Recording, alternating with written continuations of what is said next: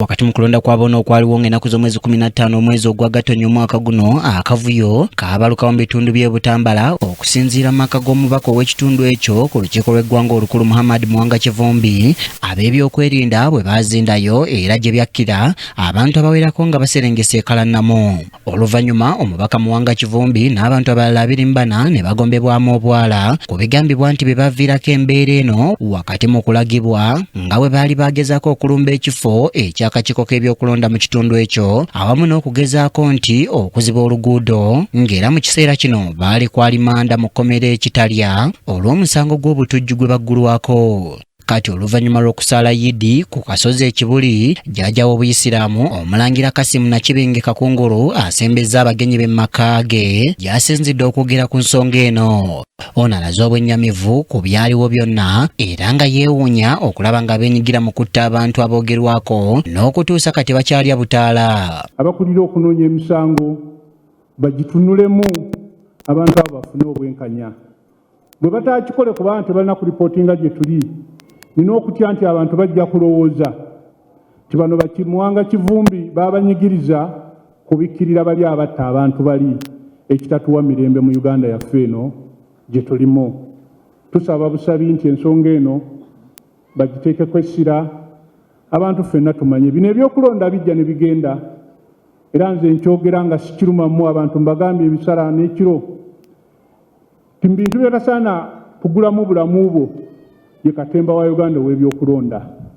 Kati omuntu bw'abanga yafiiramu okufa kiba kinnenyamiza. Bw'atyo asabye Ssaabawabi w'emisango gya gavumenti okuyingira mu nsonga eno.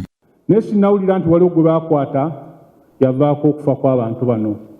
Ekyo kyennyamiza. Njagala okusaba akulira ebyokutambuza emisango DPP, Director Public Prosecution, ensonga eno agitunuulire nnyo, ateeke akulira poliisi ku nninga annyonnyole abantu bano baafa mu ngeri ki era yakolawo ki era baki abo balowooza nti be baali emabega w'okufa kw'abantu bano era lwaki teyabatwala mu mbuga z'amateeka. Kubanga mbadde nkigoberera sinnawulirayo gwe bagamba tibamutwala mu mbuga z'amateeka. Omulangira era asabye bannaddiini wano mu ggwanga obutasirika ku nsonga ezinyigiriza abantu ng'era asabye mukulembeze w'eggwanga Yoweri Kaguta Museveni okukozesa obuyinza obumuweebwa ssemateeka alagira abantu abamaze ebbanga mu kkomera ku alimanda ng'emisango gyabwe tegitambula bayimbulwe badde mu bantu baabwe. Be bano be bakutte ebbanga ddene naye tebabatwalanga mu kkooti z'amateeka kubalamula. Babakutte ebbanga ddene emisango gyabwe tegitambula. Babakutte ebbanga ddene obujulizi bwe babalinako ate tebabuwa abo abalina okubawuliriza babutunulemu emisango gino gibe nga gitambula. Kye tusaba kiri kimu, tibaba balina emisango mubalamule mubatwale mu makooti balamulwe. Bwe giba nga emisango gyafuumuuka tubasaba busabi mubasonyiwe badde eka. Omulangira asaasidde abasuubuzi abaakosebwa amataba mu Kampala era wano atunuulidde abakulembeze b'ekibuga ababaddewo okubadde Hajjati Binsa Kabanda minisita wa Kampala ne Road Mayor Ssaalongo Erias Lukwago okukola ekisoboka okulaba nga abasuubuzi abatuufu abaafiirizibwa baliyirirwa.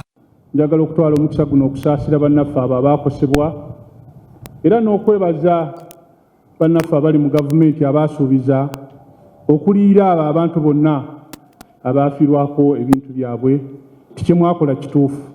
Naye nga mbasaba nti mwanguye okubaliyirira basobole okuddamu okweddaabulula.